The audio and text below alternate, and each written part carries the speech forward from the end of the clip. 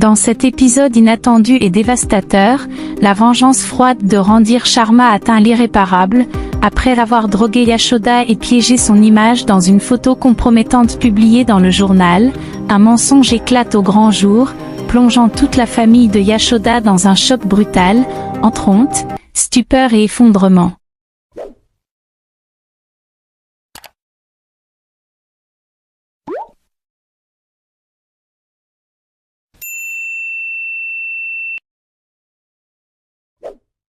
L'épisode commence par Randhir qui aperçoit le téléphone de Yashoda posé sur une table pendant la fête.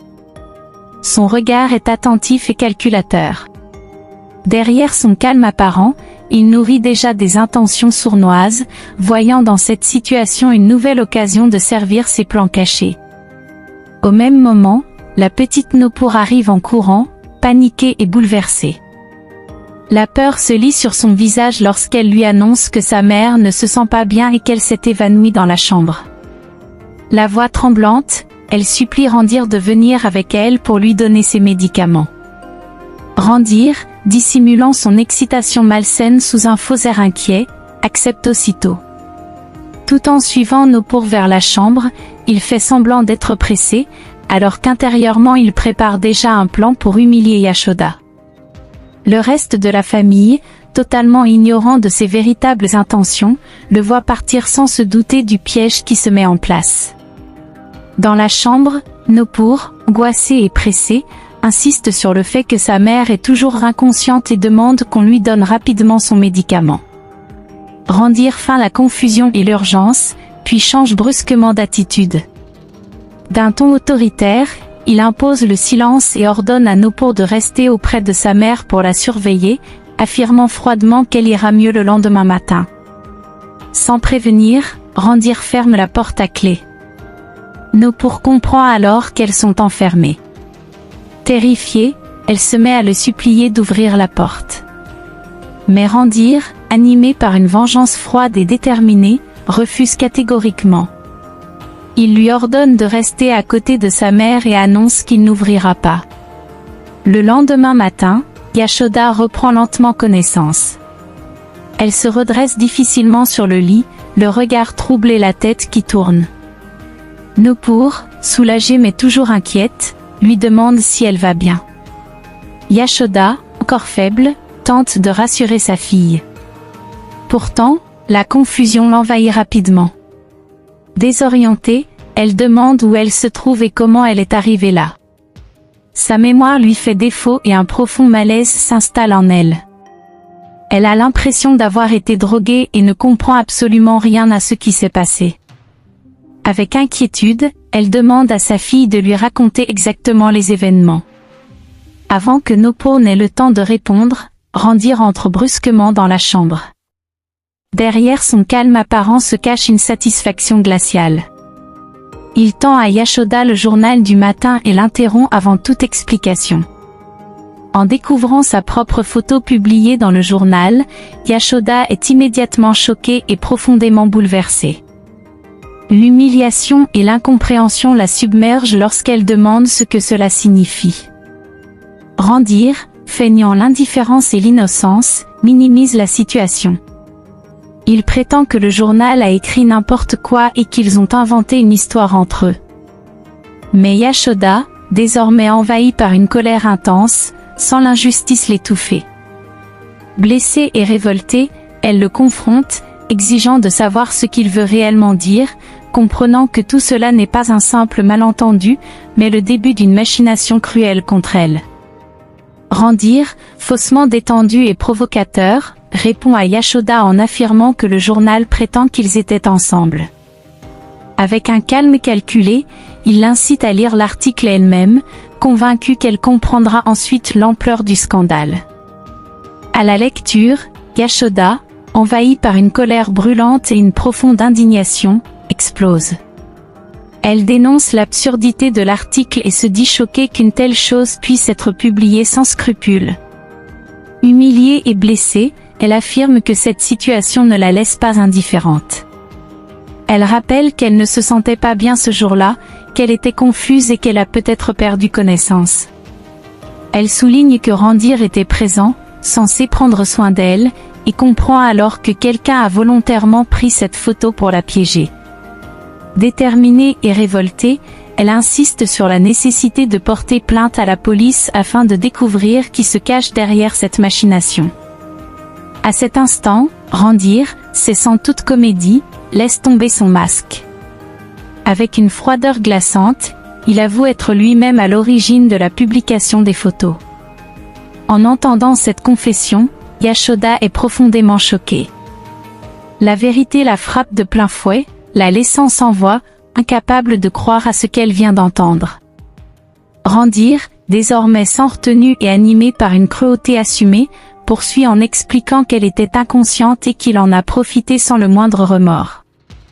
Submergé par la colère et la trahison, Yashoda le traite de fou. Mais Randhir, cynique et fier de lui, revendique cette folie. Il lui reproche d'avoir cru qu'il éprouvait de la pitié pour elle, qu'il compatissait à la situation d'une femme seule, rejetée même par sa propre famille. Avec un mépris assumé, il révèle qu'il n'a jamais été touché par son sort et qu'il a toujours fait semblant. Il se vante d'avoir parfaitement joué son rôle et confesse que depuis des années, il prépare la chute totale de sa famille. Avec une satisfaction sombre, il énumère les épreuves qu'elle a traversées et affirme que tout ce chaos dans sa vie n'est pas un hasard. Il avoue être responsable de l'accident de Krishna et affirme que tant qu'il mènera ce combat, il continuera sans jamais s'arrêter. Il conclut en expliquant que c'est ainsi qu'il a pris sa revanche et qu'il l'a méthodiquement fait tomber dans son piège. Ces révélations anéantissent Yashoda. Elle est bouleversée, sous le choc, réalisant avec douleur à quel point elle a été naïve et manipulée. Consumée par la rage et l'incompréhension, elle lui demande alors pourquoi il a fait tout cela. Randhir, sûr de sa victoire et animé par une arrogance cruelle, lui répond que c'est précisément parce qu'elle ne faisait pas facilement confiance aux gens qu'il a décidé de la piéger. Il explique que c'est de cette manière qu'il a réussi à gagner sa confiance, se félicitant de la réussite totale de son plan. Il parle d'un véritable coup de maître, affirmant que sa réputation est désormais détruite et qu'elle a perdu la face devant tout le monde. Avec un sourire cruel et une assurance implacable, il annonce que très bientôt sa belle famille sera mise au courant. Il savoure à l'avance le choc que cela leur infligera, décrivant cette révélation comme une claque monumentale, exactement comme il l'avait prévu. Un peu plus tard, dans la maison familiale, Arvind, hors de lui, rentre précipitamment après avoir découvert la photo de Yashoda et Randhir dans le journal. La colère et l'humiliation le consument. Sans perdre une seconde, il tend violemment les articles à son père et à sa mère, leur ordonnant de lire ce qui est écrit, incapable de contenir sa rage. En parcourant le journal, le père d'Ashok aperçoit la photo de Yashoda aux côtés de Randhir. À cette vue, son cœur se serre. La colère, la honte et la trahison s'entremêlent en lui, le frappant de plein fouet. Il ressent un profond déshonneur, persuadé que le nom de sa famille vient d'être sali publiquement. Arvind, bouillonnant de mépris et de ressentiment, s'approche alors de sa mère. Le ton dur et accusateur, il lui demande si elle a encore quelque chose à dire pour défendre Yashoda. Ironique et blessé, il remet en cause tout ce qu'elle a toujours affirmé sur la vertu de sa belle-fille. Il l'accuse ouvertement d'entretenir une relation avec l'avocat Randhir et déclare, humilié, qu'il est désormais la risée de tout le monde. Pendant ce temps, de son côté, Yashoda, profondément blessée et submergée par la colère, s'approche de Randhir. La voix tremblante d'injustice et de douleur, elle lui demande pourquoi il lui a fait cela, ce qu'elle a bien pu faire pour mériter une telle humiliation, et pourquoi il a sali son honneur de cette manière. Randhir, sombre et chargé d'un passé douloureux, décide alors de lui révéler la vérité. Il sort une photo et lui montre celle de son père, Diwakar Sharma. En parlant de lui, sa voix se charge d'amertume et de fierté blessée. Il explique que son père était un avocat extrêmement respecté, bien au-dessus d'Ashok Gupta, qui travaillait autrefois comme simple assistant à ses côtés et venait chercher ses bénédictions. Pour lui, son père était une véritable idole. Il poursuit en racontant que la première affaire d'Ashok fut aussi celle où il affronta son père. C'était un dossier majeur, une affaire de prestige, une question de fierté pour Diwakar Sharma. Convaincu de gagner facilement, malgré la gravité de l'infraction commise par son client, il n'imaginait pas un instant l'issue du procès. Mais Ashok, animé par une ambition féroce, fit tout pour gagner. Randir affirme qu'il a triché, présenté de faux témoins, manipulé le client et semé la confusion. Jour et nuit, Ashok aurait poursuivi son objectif sans relâche. Grâce à cette affaire, il est devenu célèbre du jour au lendemain, tandis que son père a perdu le procès et vu son client condamné. La défaite fut fatale. La ville entière s'est moquée de Diwakar Sharma, incapable d'accepter qu'un avocat de sa stature soit battu par un débutant.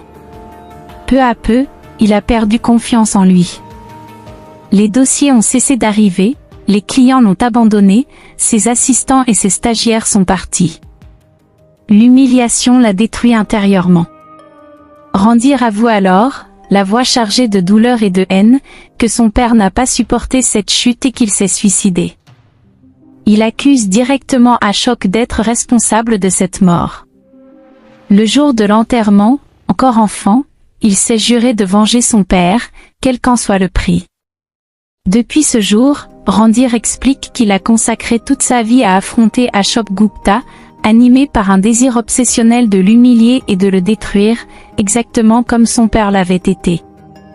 Mais malgré tous ses efforts, Ashok continuait toujours à gagner contre lui. Cette défaite permanente l'a plongé dans une insomnie et une obsession destructrice, incapable de trouver le sommeil, rongé nuit après nuit par la haine et la soif de vengeance. Voilà, c'est la fin de l'épisode 104. Si cet épisode t'a bouleversé, prépare-toi, car le prochain va tout renverser. Abonne-toi et active la cloche pour ne rien manquer du drame qui s'annonce.